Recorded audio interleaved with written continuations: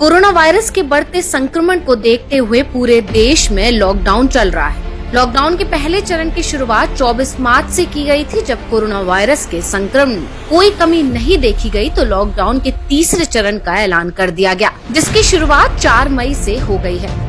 लेकिन लॉकडाउन के तीसरे चरण में शराब की दुकानों को खोलने का बड़ा फैसला लिया गया है। अब सवाल ये उठता है कि ऐसा फैसला क्यों लिया गया?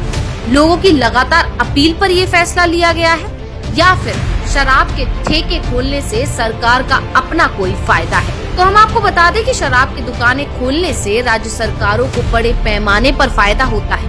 अब क्योंकि लगातार लॉकडाउन के बढ़ने से देश और राज्यों को राजस्व का काफी नुकसान हो रहा है, क्योंकि असल में राज्यों की कमाई के मुख्य स्रोत हैं राज्य जीएसटी, भू राजस्व, पेट्रोल डीजल पर लगने वाले वेट या सेल टैक्स, शराब पर लगने वाला एक्साइज और गाड़ियों आदि पर लगने वाले कई अन्य टैक्स।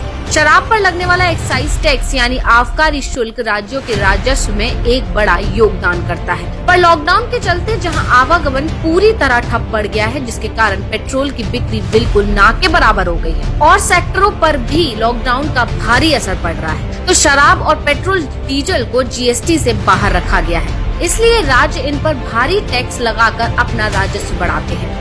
हाल में राजस्थान सरकार ने शराब पर एक्साइज टैक्स 10% बढ़ा दिया था। राज्य में अब देश में निर्मित विदेशी शराब पर टैक्स 35 से 45% तक हो गया है। इसी तरह बियर पर भी टैक्स बढ़ाकर 45% कर दिया गया है। यानी अगर बात करें तो 100 रुपए की बियर में 45 रुपए तो ग्राहक सरकार को टैक्स ही दे देता है। राज्यों के राजस्व का बड़ा हिस्सा शराब और पेट्रोल डीजल की बिक्री से आता है। इस वजह से राज्यों की वित्तीय हालत खराब हो गई थी। हालत यह हो गई थी कि कई राज्य को 1.5 से 2% ज्यादा ब्याज पर कर्ज लेना पड़ रहा था। तो अब ऐसे में राज्य सरकार के पास शराब की बिक्री शुरू करना ही एक रास्ता बचता है। ऐसे में सरकार के आदेश के बाद सभी राज्यों में सरकार के ठेके खोल दिए गए। तो हम आपको बता दें कि शराब के ठेके खोलने से राज्य सरकार को भारी फायदा पहुंचता है। किस तरह होता है ये फायदा, चलिए आपको बताते हैं। आपको बता दें, अगर हम आंकड़ों की बात करें तो इस बार दिसंबर 2019 में करीब 1000 करोड़ की शराब दिल्ली वाले ही पी गए। दिसंबर में आबकारी विभाग को कुल राजस्व के 465 करोड़ मिला है, जो 2018 के दिसंबर के माह से 1% अधिक है। यानी पिछली बार 460 करोड़ का राजस्व शराब से मिला था। वहीं उत्तर प्रदेश की तो हर साल आबकारी टैक्स से 20,000 करोड़ रुपए से ज्यादा का राजस्व मिलता है। राज्य सरकार के कर्मचारियों को सिर्फ वेतन के रूप में हर साल करीब 18,000 करोड़ रुपए दिए जाते हैं। यानी सिर्फ आबकारी टैक्स से यूपी सरकार कम से कम अपने कर्मचारियों को वेतन तो दे ही सकती है। ऐसा ही कुछ आंकड़ा मध्य प्रदेश का भी है। इस राज्य में भी आबकारी टैक्स से करीब 10,000 करोड़ रुपए से भी ज्यादा की प्राप्ति होती है। मध्य प्रदेश सरकार के कर्मचारियों का वेतन भी इसी के आसपास है। अगर हरियाणा सरकार को भी आबकारी से 6,000 करोड़ का राजस्व मिलता है, तो उत्तर प्रदेश सरकार ने शराब कारोबार में राजस्व में बढ़ोतरी की।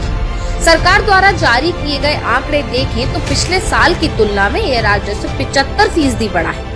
सरकारी आंकड़ों के मुताबिक 2018-19 के अप्रैल और मई महीने में सरकार को 4,558 करोड़ रुपए का राजस्व मिला, जबकि पिछले साल इसी साल मात्र 2,603 करोड़ रुपए का राजस्व मिला था। हरियाणा के आबकारी व कराधान विभाग के अनुसार वित्त वर्ष 2019-20 में प्रदेश को 6,700 करोड़ रुपए के राजस्व की प्राप्ति हुई थी, जिसमें से 3,600 करोड़ रुपए शराब की बिक्री से मिले थे। छत्तीसगढ़ की आबादी 2.55 करोड़ है।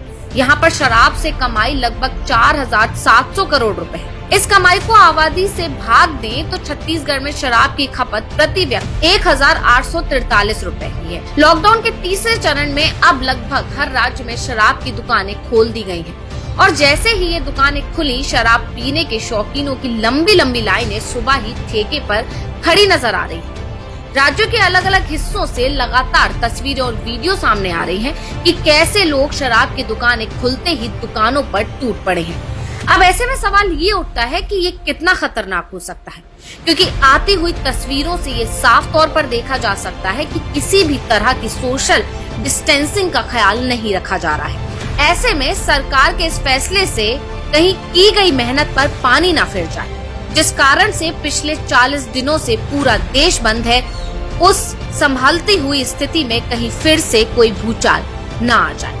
ऐसी ही और महत्वपूर्ण जानकारियों के लिए देखते रहिए इंस्टा।